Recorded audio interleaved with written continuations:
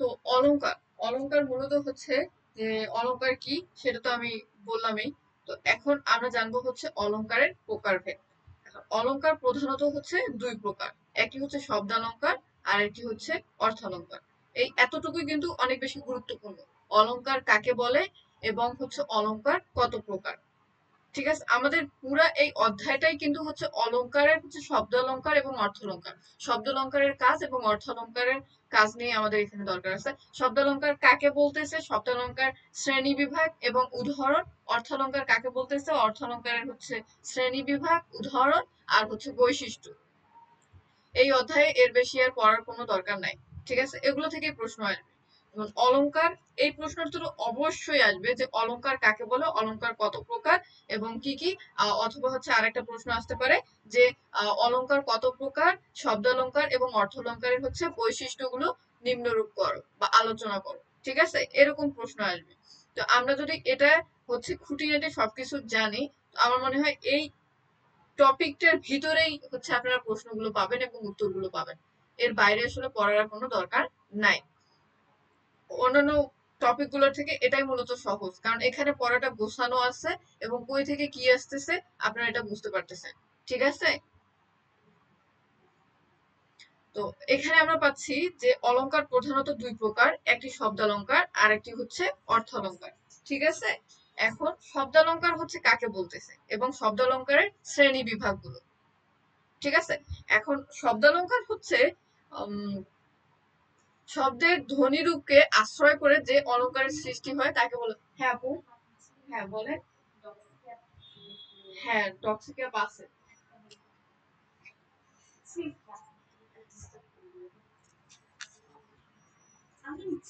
সমস্যা নেই,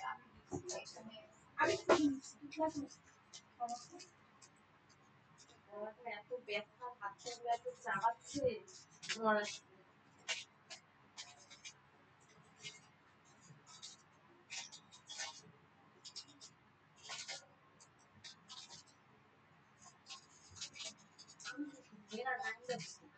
এই যে টক্সিকা।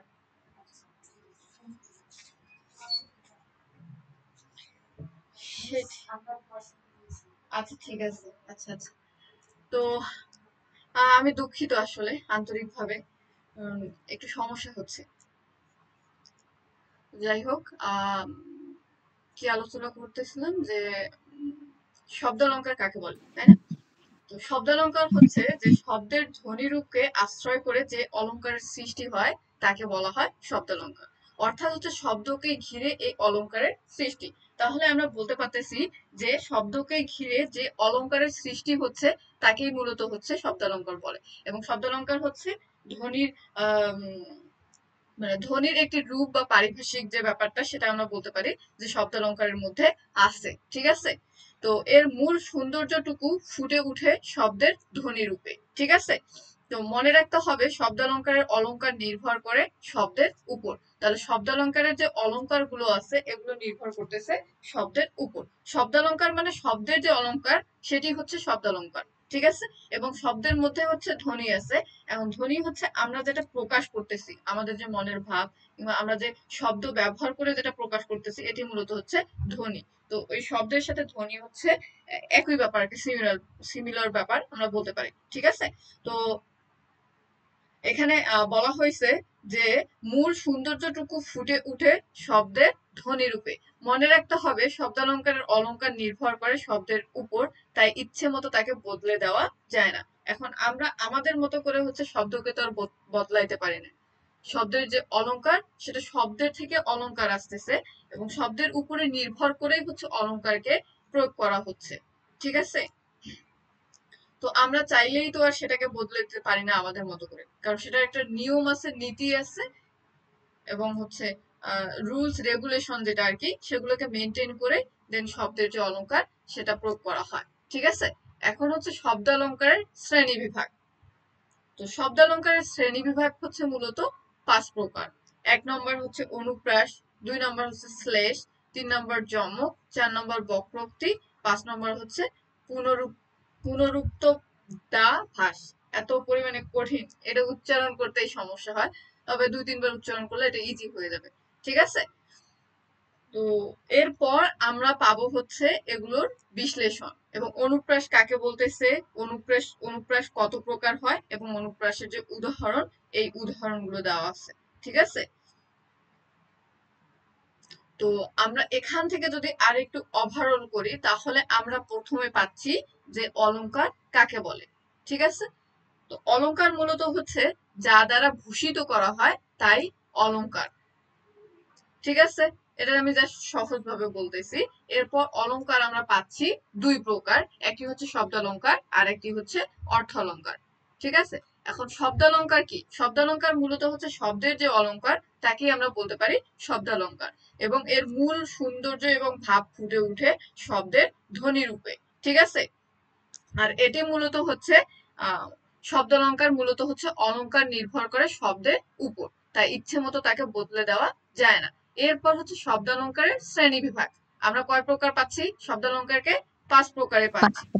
জি, 1 নম্বর হচ্ছে অনুপ্রাস, 2 নম্বর শ্লেষ, 3 নম্বর যমক, 4 নম্বর বক্রোক্তি, 5 নম্বর হচ্ছে পুনরুক্ত দাভাস। ঠিক আছে, তো এতটুকু তো বুঝতে পারছেন তাই না? জি আপু। হ্যাঁ। হ্যাঁ, এরপর হচ্ছে আমরা পাবো এগুলোর হচ্ছে সংজ্ঞাগুলো এবং হচ্ছে প্রত্যেকটার বৈশিষ্ট্য আছে এবং উদাহরণ আছে, যেটার যেটা প্রয়োজন আমরা ওটাকে ওইভাবেই এখানে উপস্থাপন করছি। ঠিক আছে, তো যেমন এখানে অনুপ্রাস দেওয়া আছে এবং অনুপ্রাসের বৈশিষ্ট্য দেওয়া আছে এবং উদাহরণ দেওয়া আছে, তারপর আবার উদাহরণের ব্যাখ্যা দেওয়া আছে, আবার অনুপ্রাসের যে শ্রেণী বিভাগ, এই অনুপ্রাসের আবার শ্রেণী বিভাগও দেওয়া আছে। তার মানে এটা একটা বিশাল বড় একটা আলোচনা, কিন্তু আপনাদের এগুলো পড়তে হবে। মেইন যে জিনিসগুলো আপনাদেরকে মনে রাখতে হবে আমি বলে দেই, সেটি হচ্ছে যে আপনাদেরকে অনুপ্রাস কাকে বলে এটা অবশ্যই মাস্ট বি এটা মনে রাখতে হবে যে অনুপ্রাস কাকে বলে।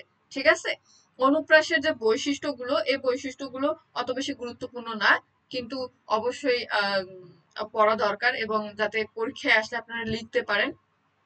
ঠিক আছে, এর জন্য আপনারা পড়ে নিবেন। এরপর যে উদাহরণগুলো আছে, তো উদাহরণগুলো হচ্ছে একটু কঠিন হয়ে যায়, কারণ কবিতার যে অংশগুলো দেওয়া আছে এই অংশগুলো মূলত কঠিন। তো আপনারা যেটা করতে পারেন সেটা হচ্ছে যে কয়েকটা কবিতার অংশগুলো আপনারা মুখস্থ করতে পারেন। তো আমি যেভাবে করছি আর কি, তো আমি আম, বেশি সময়ে হচ্ছে যেগুলো আম, বইয়ে ছিল ওগুলোই মুখস্থ করছি, করে লিখে দিছি। তো দেখা গেছে একটা ইয়েতে তো আর 15টা 20টা হচ্ছে কবিতা অংশ আমি মুখস্থ রাখতে পারবো না কিংবা লিখতে পারবো না। সেক্ষেত্রে আমি জাস্ট 10টা হচ্ছে মুখস্থ করতাম এবং ওই 10টা থেকেই হচ্ছে যেগুলো কমন আসতো ওগুলো লিখে দিতাম, আর যেগুলো কমন আসতো না ওগুলোর মধ্যে হচ্ছে যে 10টা মুখস্থ রাখতাম ওগুলোর মধ্যে যে কোনো একটা দিয়ে দিতাম, কারণ আমার হচ্ছে নাম্বার উঠাইতে হবে। এখন আমি যেখানে কমন আসে নাই সেখানে তো আমি লিখবো না, লিখে বসে থাকলে তো নাম্বার পাবো না। তো কিছু তো লিখলে আমাকে অবশ্যই নাম্বার দিবে স্যার, না লিখলে তো নাম্বার দিবে না। তো সেক্ষেত্রে ভুল হওয়ার আসলে কোনো অপশন নাই, কিন্তু অ্যাকুরেট, তো অ্যাকুরেট না হলেও আপনি যেটা লিখবেন সেটা অবশ্যই একটু রাইট হবে, সেক্ষেত্রে আপনাকে অবশ্যই নাম্বার দিবে। ঠিক আছে, তো এর জন্য আপনারা স্পেসিফিক ভাবে 10টা মুখস্থ রাখবেন। ঠিক আছে,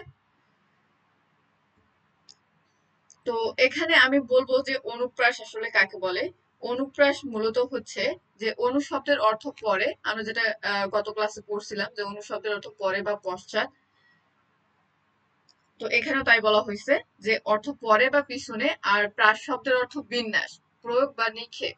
তো একই বর্ণ বা অনু বর্ণগুচ্ছ যুক্তভাবে হোক বা বিযুক্তভাবে হোক একাধিকবার উচ্চারিত হয়ে যদি কবিতায় ধ্বনি মাধুর্যের সৃষ্টি করে তবে তাকে অনুপ্রাস অলংকার বলে। ঠিক আছে, তার মানে আমরা এখানে পাচ্ছি যে একই বর্ণ বা বর্ণগুচ্ছ যখন যুক্ত হয়ে এক বা বিযুক্ত ভাবে একাধিকবার উচ্চারিত হয় তখন আমরা তাকে হচ্ছে অনুপ্রাস বলতে পারি। ঠিক আছে, তো ওই একটি বর্ণ বা একগুচ্ছ বর্ণ যখন হচ্ছে এক বা একাধিক হচ্ছে উচ্চারিত হয়ে যখন হচ্ছে কবিতার ধ্বনি বা মাধুর্যের সৃষ্টি করতেছে সেটি মূলত হচ্ছে অনুপ্রাস। এখন এখানে তো অনুপ্রাস হচ্ছে একটু কঠিন ভাবে দেওয়া আছে, তো আমি যেটা বলতেছি আমার মনে হয় এটা আপনাদের সহজে মনে থাকবে, এগুলো আপনারা নিজেদের মতো করে তৈরি করে নেবেন। ঠিক আছে, তো একই বর্ণ বা বর্ণগুচ্ছ যুক্ত ভাবে হোক বা বিযুক্ত ভাবে হোক যখন একাধিকবার উচ্চারিত হয়ে কবিতার ধ্বনি মাধুর্য সৃষ্টি করে তাকে অনুপ্রাস বলে। ঠিক আছে, তো এখানে অনুপ্রাসের বৈশিষ্ট্যগুলো দেওয়া আছে, আমি বৈশিষ্ট্যগুলো পড়বো না, বৈশিষ্ট্যগুলো বোঝানোর কিছু নাই, বৈশিষ্ট্য মুখস্থ করতে হবে। এরপর আমরা অনুপ্রাসের উদাহরণ পাবো। উদাহরণ এখানে দেওয়া আছে যে কুলায় কাঁপিছে কাতর, কপত দাদুরি ডাকিছে সঘনে, গুরু গুরু মেঘ গুমরি গুমরি, গরজে গগনে গগনে, গরজে গগনে গগনে। তো এখানে ব্যাখ্যাও দেওয়া আছে যে আলোচ্য উদাহরণে ক এবং গ এই ব্যঞ্জন ধ্বনিটি কবিতার মধ্যে বারংবার উচ্চারিত হওয়ার ফলে কবিতায় এমন এক ধ্বনি মাধুর্যের সৃষ্টি হয়েছে। এই যে এখানে গ কিন্তু অনেকবার এখানে উচ্চারণ হয়েছে এবং ক কিন্তু অনেকবার উচ্চারণ হয়েছে, যেমন কুলায় কাঁপিতে কাতর কপত। ঠিক আছে, মানে বহুবার আমরা ক এর উচ্চারণ পাচ্ছি এবং গ যেমন উচ্চারণ পাচ্ছি যে গুরু গুরু গুমরি গুমরি গরজে গগনে গগনে গরজে গগনে, মানে ক এবং গ এর অনেক ব্যবহার এখানে আছে। তো অনেক কয়েকবার উচ্চারিত হয়েছে ক এবং গ। তো বারংবার উচ্চারিত হওয়ার ফলে কবিতায় এমন এক, তো উচ্চারিত হওয়ার ফলেই তো একটা ধ্বনি মাধুর্যের সৃষ্টি হচ্ছে, একটা ছন্দ পাচ্ছি আমরা এখানে। তো সেই ধ্বনি মাধুর্যই হচ্ছে অনুপ্রাস। ঠিক আছে, যখন এরকম কোনো কিছু থাকবে, একটা বর্ণ বা একটা শব্দ যখন বারবার বলা হয়েছে, উচ্চারণ করা হয়েছে, উচ্চারণ হওয়ার পরেই যখন একটি ধ্বনির সৃষ্টি হয় তখনই আমরা তাকে অনুপ্রাস বলতে পারি। ঠিক আছে, এরপর এখানে আসছে অনুপ্রাসের শ্রেণী বিভাগ। ঠিক আছে, তো অনুপ্রাসের অলংকার আবার 6 প্রকার। এখন অনুপ্রাসের অলংকার যে 6 প্রকার, এই 6 প্রকার কি? অন্তানুপ্রাস, শ্রুতানুপ্রাস, সর্বানুপ্রাস, হুম দাও। তারপর হচ্ছে সর্বানুপ্রাস, সেকান্নুপ্রাস, বৃত্তানুপ্রাস, লাট্যানুপ্রাস। এগুলো কিন্তু নামগুলো একটু অন্যরকম, বুঝছেন? তো মনে রাখা মনে হয় একটু টাফ হয়ে যাবে।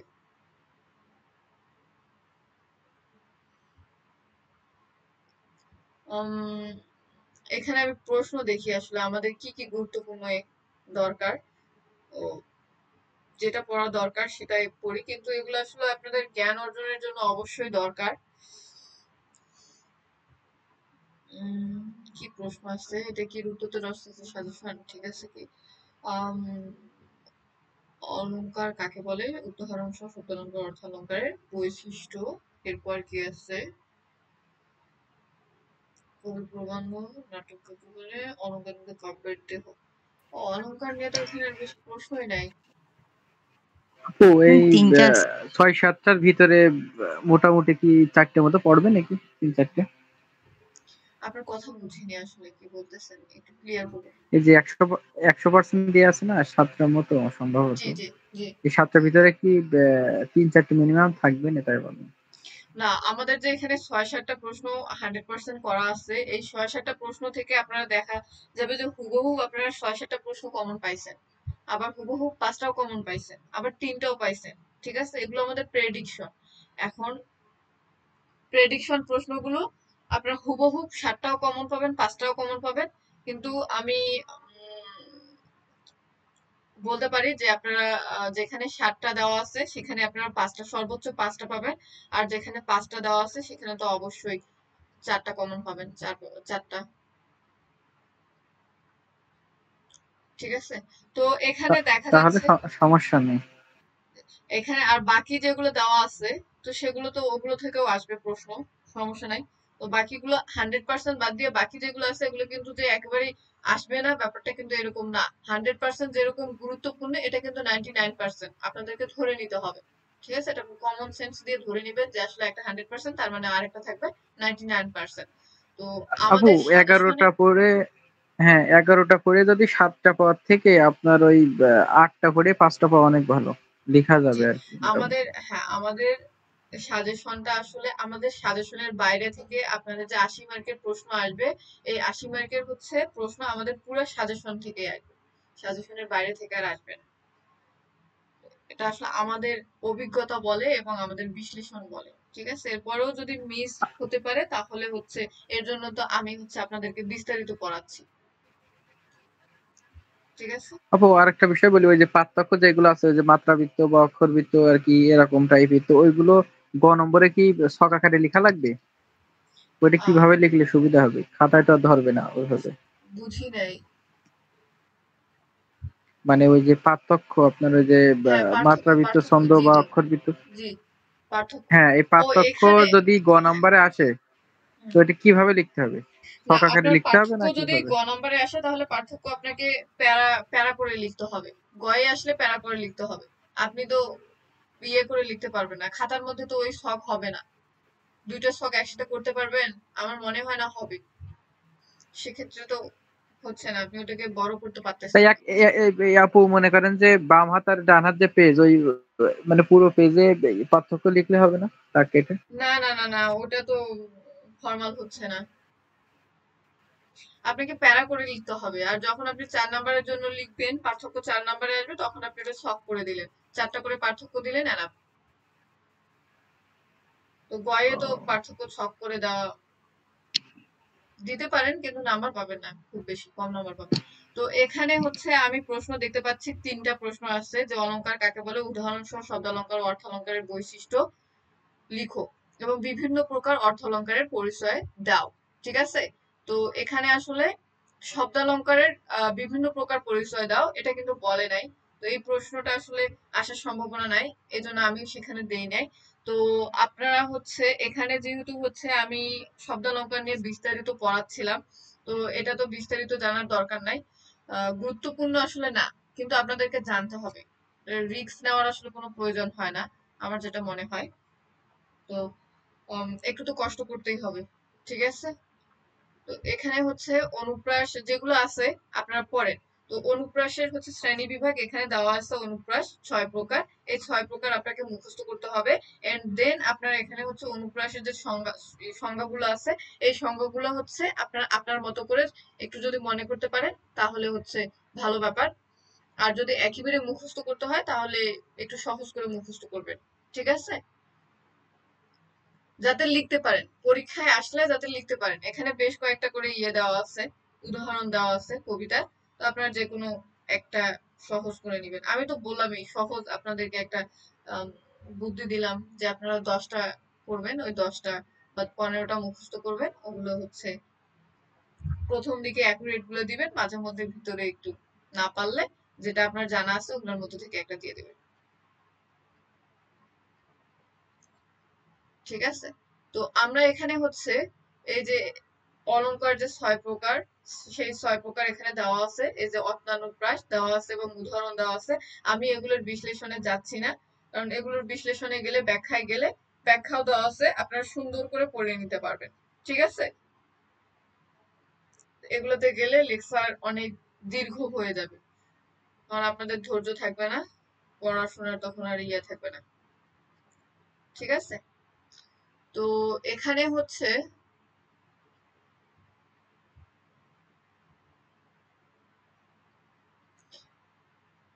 অনুপ্রাস হচ্ছে, আমরা এই যে অনুপ্রাস, শ্লেষ, যমক, বক্রোক্তি, এগুলো কিন্তু শব্দালঙ্কারের 5 প্রকার পাচ্ছি। ঠিক আছে? অনুপ্রাসের বিশ্লেষণ শেষ হওয়ার পরে কিন্তু আমরা শ্লেষ পাবো।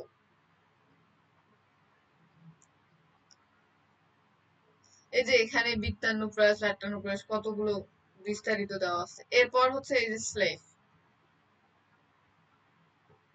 এখন এখানেও হচ্ছে শ্লেষ আসলে কাকে বলে এবং শ্লেষের উদাহরণ দেওয়া আছে। একটি শব্দ একাধিক অর্থে একবার মাত্র ব্যবহারের ফলে যে অলঙ্কারের সৃষ্টি হয় তার নাম শ্লেষ। এতে একবার মাত্র শব্দটি ব্যবহৃত হয়, কিন্তু তাতে ভিন্ন অর্থের ব্যঞ্জনা থাকে। এই শ্লেষ শব্দকেন্দ্রিক বলে কেউ কেউ একে শব্দশ্লেষ বলেন। উদাহরণ দেওয়া আছে এবং এখানে ব্যাখ্যা দেওয়া আছে এবং আরো কিছু উদাহরণ দেওয়া আছে। এখন শ্রেণী বিভাগ। শ্লেষ প্রধানত কি কত প্রকার? শ্লেষ অলঙ্কারকে 2 ভাগে ভাগ করা যায়, যেমন অভঙ্গ শ্লেষ আর একটা হচ্ছে কি সভঙ্গ শ্লেষ। ঠিক আছে? এখন আবার দেওয়া আছে অভঙ্গ শ্লেষ কাকে বলে। শব্দকে না ভেঙে অখণ্ড অবস্থায় রেখেই যে শ্লেষ প্রকাশ পায় তাই অভঙ্গ শ্লেষ। ঠিক আছে? এরপর আমরা পাচ্ছি কি, এটার উদাহরণ আছে যে আনিলে তোমার স্বামী বান্দি নিজ গুণে। তো আলোচ্য উদাহরণে শ্লেষাত্মক শব্দ হলো গুণে। তো গুণে শব্দের প্রথম অর্থ ধনুকের শিলা বা দ্বিতীয় অর্থ উৎকর্ষা, শ্লেষাত্মক শব্দটিকে না ভেঙে একাধিক অর্থ পাওয়া যাচ্ছে বলে এটিকে অভঙ্গ শ্লেষ অলঙ্কার বলে। কারণ আমরা এটাকে ভাঙতে পারতেছি না, এই জন্য হচ্ছে আমরা বলতেছি কি অভঙ্গ শ্লেষ। এখন হচ্ছে আরেকটা উদাহরণ দেওয়া আছে এখানে। তো তারপর হচ্ছে সভঙ্গ শ্লেষ। সভঙ্গ শ্লেষ আসলে কাকে বলে? তো অখণ্ড অবস্থায় শব্দের শ্লেষ প্রকাশ না পেয়ে শব্দকে ভাঙলে যে শ্লেষ প্রকাশ পায় তার নাম সভঙ্গ শ্লেষ। ঠিক আছে? তো এরপর এখানে আমরা উদাহরণ পাবো এবং ব্যাখ্যা পাবো। শ্লেষের পর আমরা কিন্তু আবার ফিরে গেছি যে শব্দালঙ্কারের আরেকটি প্রকার কি যমক। 3 নম্বরের যমক আছে। ঠিক আছে? আমরা শব্দালঙ্কার কয় প্রকার পাইছি? 3 প্রকার। 2 প্রকার। শব্দালঙ্কার 3 প্রকার। শব্দালঙ্কার আমরা 3 প্রকার পাইছি। 6। ভালো করে বলেন।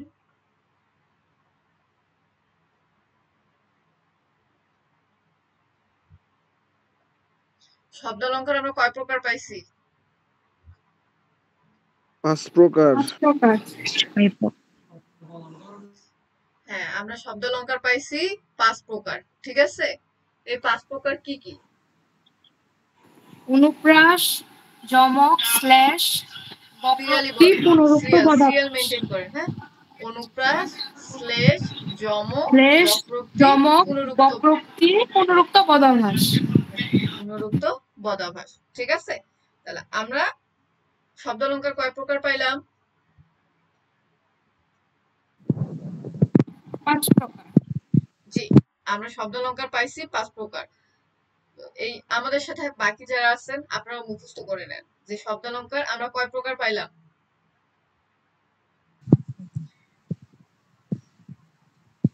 রেসপন্স করেন, মাইক্রোফোন অন করেন। 5 প্রকার। শব্দালঙ্কার আমরা কয় প্রকার পাইছি? 5 প্রকার। বাকিরা কি ঘুমাচ্ছেন?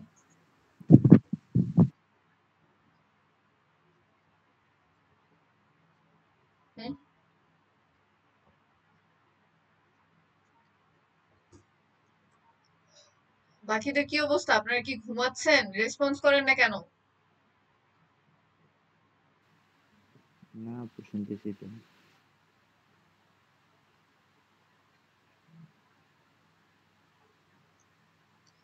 Hello hello hello hello. জি, ঘুমাচ্ছেন নাকি? না না আপু, শুনতেছি তো। আচ্ছা, আমরা প্রথমে অলংকার পাইছি, ঠিক আছে? তারপর আমরা অলংকারের শ্রেণী বিভাগ পাইছি। অলংকার কয় প্রকার? 2 প্রকার, শব্দালঙ্কার, অর্থালঙ্কার। ইয়েস, আমরা এই শব্দালঙ্কারকে আবার কয় প্রকারে পাইলাম? 5 প্রকার। শব্দালঙ্কারকে আমরা পাইলাম হচ্ছে 5 প্রকার। এবং এই 5 প্রকার কি কি? অনুপ্রাস, শ্লেষ, যমক, বক্রোক্তি, পুনরুক্ত পদাভাস। ইয়েস। এখন আপনি যেটা মুখস্থ করছেন, মুখস্থ করলেন ক্লাসের মধ্যে, এটা কি আপনাকে আর পরে পড়তে হবে? না আপু। ক্লাসের সাথে সাথে আপনারা মনোযোগ যদি দেন তাহলে তো আপনাদেরই উপকার, তাই না? এক পড়া তাহলে বারবার পড়তে হবে না, তো সময়টা আপনাদের কাজে লাগবে। রেসপন্স করলেই তো হয়, তাই না? রেসপন্স না করে চুপ করে থাকেন, কেমন ব্যাপার? আমরা প্রথমে পাইলাম অলংকার, ঠিক আছে? এই অলংকার হচ্ছে যে যা দ্বারা ভূষিত করা হয় তাই অলংকার। অলম অর্থ ভূষিত করা, এবং অলংকার হচ্ছে যা দ্বারা ভূষিত করা হয় তাই অলংকার। অলংকারের প্রকারভেদ হচ্ছে 2 প্রকার, একটি শব্দালঙ্কার আর একটি হচ্ছে অর্থালঙ্কার। এই শব্দালঙ্কার হচ্ছে কি শব্দের যে অলংকার সেটি মূলত হচ্ছে অলংকার, এবং শব্দালঙ্কারের শ্রেণী বিভাগ হচ্ছে 5 প্রকার। একটি হচ্ছে অনুপ্রাস, শ্লেষ, যমক, বক্রোক্তি, পুনরুক্ত বদাভাস। ঠিক আছে? এবার এই অনুপ্রাসকে আমরা পাচ্ছি আবার হচ্ছে কয় ভাগে? অনুপ্রাসকে আমরা পাচ্ছি হচ্ছে 6টা ভাগে। ঠিক আছে। অনুপ্রাস অলংকার হচ্ছে 6 প্রকার। একটা হচ্ছে অর্থানুপ্রাস, শত্রুনুপ্রাস, সর্বানুপ্রাস, সেকানুপ্রাস, বৃত্তানুপ্রাস, লটানুপ্রাস। ঠিক আছে, এই 6টি আমরা পাইছি অনুপ্রাস। ঠিক আছে। আপু অনুপ্রাস তো মনে হয় আরো অনেকগুলো আছে। হ্যাঁ, অনুপ্রাস আরো অনেক থাকতে পারে, কিন্তু আমার মনে হয়েছে যে এই 6টাই অনেক বেশি এবং এই 6টাই অনেক কঠিন।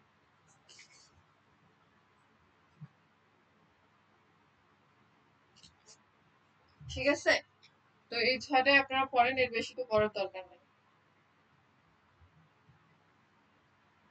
তো এই হচ্ছে এদের।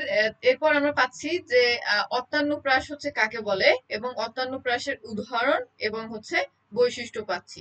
এইরকম মানে এই সেম ভাবেই আমরা পাচ্ছি হচ্ছে বাকিগুলো। এরপর আমরা পাচ্ছি শ্লেষ। ঠিক আছে, শ্লেষ হচ্ছে আবার কয় প্রকার? শ্লেষ মূলত আমরা পাইলাম 2 প্রকার, একটা সভঙ্গ শ্লেষ আর একটা হচ্ছে অভঙ্গ শ্লেষ। ঠিক আছে, এই শ্লেষ শেষ। এরপর আমরা পাবো হচ্ছে যমক। এখন যমক কাকে বলে?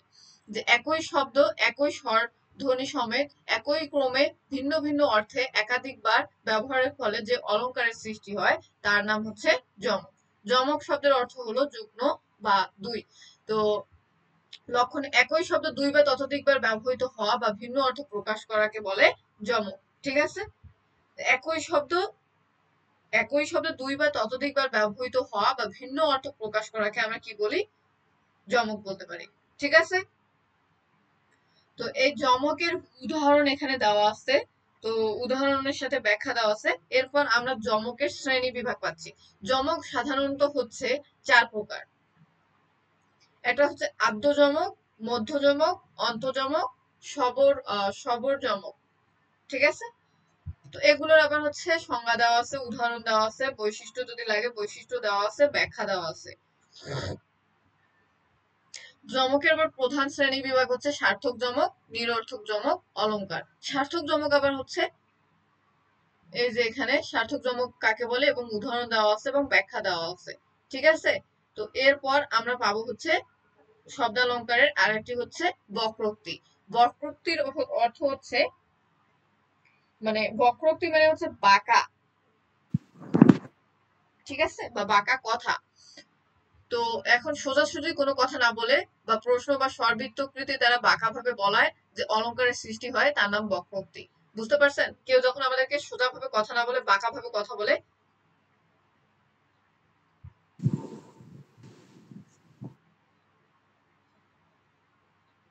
আপু হা বোধক প্রশ্নকে না বোধক করলে হিসেবে গ্রহণ করা হয়। বক্রোক্তি হিসেবে গ্রহণ করা হয়। আমি বুঝিনি আপনার কথা, আপনি আরেকবার বলবেন। প্রকৃতিতে হা বোধক প্রশ্নকে না এবং না বোধক প্রশ্নকে হা বোধক হিসেবে গ্রহণ করা হয়। ও একটা মানে উদাহরণ হচ্ছে যে রহিম, হ্যাঁ হ্যাঁ বলেন। উদাহরণ হচ্ছে রহিমের আবার টাকার অভাব। এখানে রহিমে যে টাকার অভাব নেই সেটি বোঝানো হয়েছে। হুম, বুঝতে পারছি। তো আপনি যেটা বলছেন সেটাও হবে, আপনি আপনার মতো করে লিখেন। এবং এখানে হচ্ছে আমরা আমাদের মতো করে একটা দিছি। তো আমাদের মতো না, আমরা আসলে বই থেকেই দিছি, কারণ বইয়ে অনেক আছে, তো অনেক অনেক বইয়ে অনেক রকম করে উত্তর দেওয়া আছে, কিন্তু আমরা যেটা পড়ছি আর কি, তো সেটাই আমি এখানে তুলে ধরছি। এখানে বক্রোক্তি কথার অর্থ মূলত হচ্ছে বাঁকা কথা বোঝাইছে।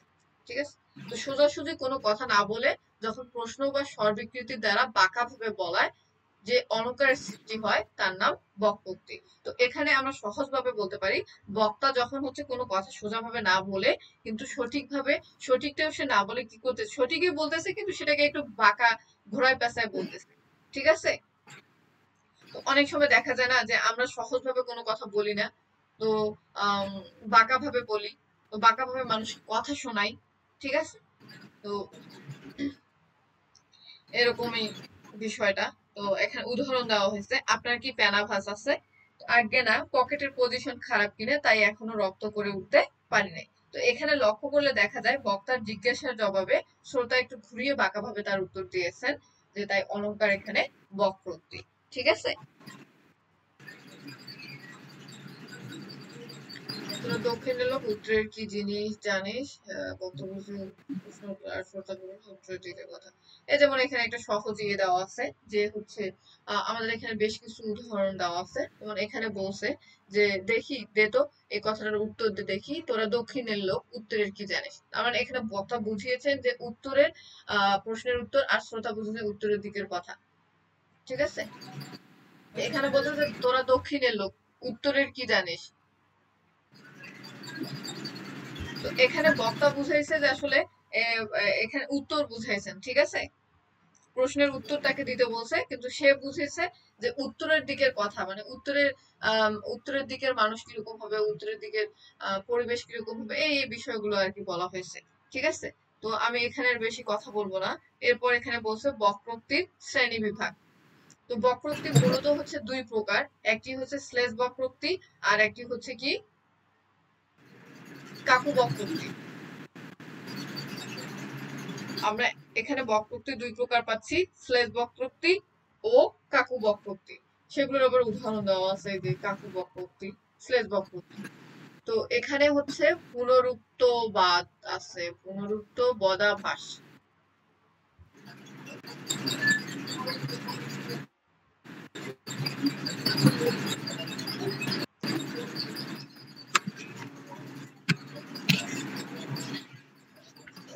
পিডিএফ তো এখানে আমি পুনরুক্ত বদাভাসটা আসলে ঠিক আছে। পুনরুক্ত বদাভাস হচ্ছে কোনো বাক্য যদি ভিন্ন ভিন্ন রূপ বিশিষ্ট একাধিক সমার্থক শব্দ একই অর্থে ব্যবহৃত হয়েছে বলে মনে হয় কিন্তু বিশ্লেষণ করে দেখা যায় যে তারা একই অর্থ প্রযুক্ত হয়নি, তাহলে যে অলংকার হয় তাই পুনরুক্ত বদাভাসেই প্রধান। ঠিক আছে? তো এখানে আমরা সহজে বলতে পারি যে কোনো বাক্য যদি ভিন্ন ভিন্ন রূপ বিশিষ্ট হয় বা একাধিক সমার্থক শব্দ একই অর্থে ব্যবহৃত হয়েছে বলে আমরা মনে করি, তাহলে তার বিশ্লেষণকে আমরা পুনরুক্ত বদাভাসেই বলতে পারি। ঠিক আছে? পুনরুক্ত বদাভাসের হচ্ছে শ্রেণী বিভাগের দরকার নাই, উদাহরণেরও দরকার নাই, এগুলোর কোনো কিছুরই দরকার নাই। এগুলোর এত বিশ্লেষণের আসলে আমি দিছি এই কারণে যাতে আপনারা হচ্ছে একটু বিশ্লেষণ জানতে পারেন, কোনো প্রশ্ন আসলে সেই প্রশ্নটা অনেক বড় করে লিখতে পারেন। ঠিক আছে? মেইন পয়েন্ট গুলো আপনাদেরকে জানতে হবে। যদি এটার বিশ্লেষণও আপনি না জানেন তাহলে আপনাকে জানতে হবে যে বক্রোক্তি কত প্রকার এবং বক্রোক্তি কাকে বলে। এই এতটুকু যদি জানেন আর এইগুলোর হচ্ছে বিশ্লেষণ কাকু বক্রোক্তি কাকে বলে এবং কত প্রকার, এটার বিশ্লেষণ যদি না জানেন তবুও সমস্যা হবে না। ঠিক আছে? তাহলে আমি এটা আবারও ওভারঅলে যাচ্ছি, কারণ এগুলো অনেক শ্রেণী বিভাগ আছে, শ্রেণী আছে, সমস্যা হবে। ঠিক আছে? তো আমরা অনুপ্রাস থেকে হচ্ছে খুব ভালোভাবে হচ্ছে অনুপ্রাস থেকে আমরা পাইলাম অনুপ্রাস 6 প্রকার। ঠিক আছে? এখন হচ্ছে 2 নাম্বার শ্লেষ।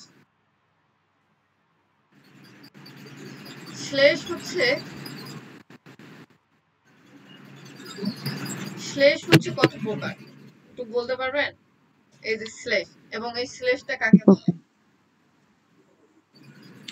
দুই প্রকার, অবঙ্গ শ্লেষ অবঙ্গ। হ্যাঁ, এখন হচ্ছে শ্লেষ হচ্ছে কাকে বলে তার সাথে আমরা সংজ্ঞাটা মুখস্থ করি। ঠিক আছে? শ্লেষ মূলত হচ্ছে একটি শব্দ একাধিক অর্থে একবার মাত্র ব্যবহার হলে যে অলংকারের সৃষ্টি হয় তার নাম শ্লেষ। ঠিক আছে? তাহলে আমরা কি পাচ্ছি, একটি শব্দ একবার বা একাধিক বার ব্যবহৃত হলে যে অলংকারের সৃষ্টি হয় তার নাম হচ্ছে শ্লেষ। ঠিক আছে?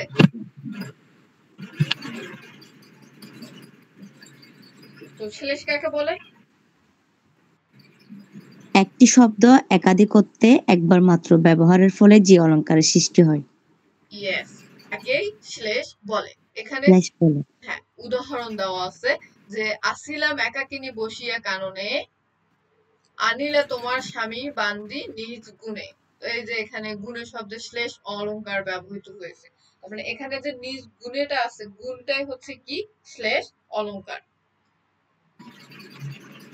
সুন্দর চারিত্রিক বৈশিষ্ট্য বোঝাচ্ছে এখানে গুণ অর্থে, এজন্য শ্লেষটা হচ্ছে গুণ হচ্ছে শ্লেষ। এখন এই শ্লেষকে আমরা পাইলাম হচ্ছে শ্রেণী বিভাগ হচ্ছে 2টি। একটি হচ্ছে অভঙ্গ শ্লেষ আর একটি হচ্ছে সভঙ্গ শ্লেষ। এখন অভঙ্গ। অভঙ্গ শ্লেষ হচ্ছে শব্দকে যেটা ভাঙ্গায় না, অখণ্ড অবস্থায় থাকে, এটি হচ্ছে অভঙ্গ শ্লেষ, ঠিক আছে? আর সভঙ্গ শ্লেষ হচ্ছে কি? যেখানে শব্দকে শব্দকে ভাঙলে একটা অর্থ আর শব্দকে না ভাঙলে আরেকটা জি জি অর্থ জি জি প্রকাশ জি। করা। সভঙ্গ শ্লেষ হচ্ছে যে অখণ্ড অবস্থায় শব্দের শ্লেষ প্রকাশ না পেয়ে শব্দকে ভাঙলে যে শ্লেষ প্রকাশ পায়, তার মানে অভঙ্গতে শব্দকে ভেঙে যে অর্থ প্রকাশ পাচ্ছে ওটি অভঙ্গ। আর হচ্ছে কি, আর এখানে হচ্ছে এখানে অখণ্ড অবস্থায় শব্দের শ্লেষ প্রকাশ না পেয়ে শব্দকে ভাঙলে, অভঙ্গে হচ্ছে না ভেঙে আর সভঙ্গে হচ্ছে ভেঙে, ঠিক আছে? তো এটার উদাহরণ আছে আর হচ্ছে ব্যাখ্যা আছে, তো নিজ দায়িত্বে পড়ে নেবেন। এরপর আমরা পাবো হচ্ছে যমক। যমক কাকে বলে? যমক অর্থ হচ্ছে যুগ্ম বা জোড়া, ঠিক আছে? তো একই শব্দ দুই বা ততোধিকবার ব্যবহৃত হওয়া এবং ভিন্ন অর্থ প্রকাশ করাকে কি বলে? যমক বলে, ঠিক আছে? একই শব্দ দুই বা ততোধিকবার ব্যবহৃত হওয়ার ফলে যে অলংকারের সৃষ্টি হয় তাকে আমরা কি বলতে পারি? যমক। একই শব্দ একটি শব্দ দুই বা ততোধিকবার ব্যবহারের ফলে যে অলংকারের সৃষ্টি হয় তাকেই যমক বলে। যমক কাকে বলে?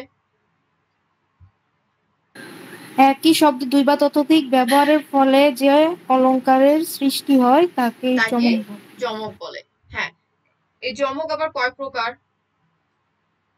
যমক ৪ প্রকার: আদ্য Yes, যমক, মধ্য যমক, অন্ত যমক, সর্বযমক। রাইট। আদ্য যমক, মধ্য যমক। আদ্য যমক বলতে হচ্ছে যে যে যমক অলংকারের প্রথম দিককে বোঝাচ্ছে আর কি, শব্দের যে শব্দগুলি চরণের শুরুতে থাকে তাকে আদ্য যমক অলংকার বলে, ঠিক আছে? তো যে যমক অলংকারের যমক শব্দগুলি চরণের শুরুতে থাকে তাকে আদ্য যমক বলে। আদ্য যমক, মধ্য যমক, তাহলে যে যমক অলংকারের মধ্যে থেকে শব্দগুলি চরণের মধ্যে থাকে তাকে মধ্য যমক বলে, ঠিক আছে? অন্ত যমকও সেম, সর্বযমক মানে শেষ যমক। এভাবেই হচ্ছে যমকের সংজ্ঞাগুলো আমরা পাচ্ছি। তাহলে আমরা যমক কয় প্রকার পাইলাম? 4 প্রকার পাইলাম, ঠিক আছে? এরপর আমরা কি পাবো? বক্রোক্তি। বক্রোক্তি বক্রোক্তি মানে আমরা কি বুঝেছি, মানে কি পাচ্ছি, কি বুঝতেছি? কোনো কথা সোজাসুজি না বলে যখন বাঁকা বাঁকা। বা ঘুরিয়ে বলা হয় হুম। তখন তাকে বক্রোক্তি বলে। বক্রোক্তি মানে বাঁকা, মানে বক্রযুগ উক্তি, বাঁকা কথা। ইয়েস, রাইট, বাঁকা কথা। এখন এই বক্রোক্তি আবার কয় প্রকার? 2 প্রকার। হ্যাঁ, শ্লেষ বক্রোক্তি, কাকু বক্রোক্তি। এই যে বক্রোক্তি 2 প্রকার, একটি হচ্ছে শ্লেষ বক্রোক্তি আর একটি হচ্ছে কি? কাকু বক্রোক্তি, ঠিক আছে? কাকু বক্তৃতা। ইয়েস। আর আমরা পাইলাম কি? আরেকটা আমরা কি পেয়েছি? পুনরুক্ত বদাভাস। পুনরুক্ত বদাভাস। হ্যাঁ, পুনরুক্ত বদাভাস। পুনরুক্ত বদাভাসের কোনো শ্রেণী বিভাগ নাই, এটাই খুব ভালো। খালি পুনরুক্ত বদাভাস কাকে বলতেছে শেষ, কিন্তু এটার কোনো আর শ্রেণী বিভাগও নাই, আর কোনো কিছুই নেই, কোনো কিছুর দরকারও নেই ওইটার। তো এগুলোর এত বেশি সমস্যা, কষ্ট করে মুখস্থ করেন। আপু শ্লেষ আর অনুপ্রাসটা মনে হয় খ বিভাগে আসতে পারে না? হ্যাঁ, শ্লেষ আর অনুপ্রাস খ বিভাগে আসতে পারে। প্রশ্ন কি আছে? এই যে অনুপ্রাস কাকে বলে, অনুপ্রাস কত প্রকার ও কি কি, ঠিক আছে? তাহলে অনুপ্রাস কাকে বলে এবং কত প্রকার ও কি কি? অনুপ্রাস কয় প্রকার? অনুপ্রাস হচ্ছে 6 প্রকার, তাই না? এবং কি কি লিখে দিলেন হয়ে গেল। অনুপ্রাস কাকে বলে সেটা তো আমরা জানলাম, অনুপ্রাস কাকে বলে ওখান থেকে তো হয়ে গেল। এই যে শ্লেষ কি, উদাহরণ সহ বর্ণনা দাও।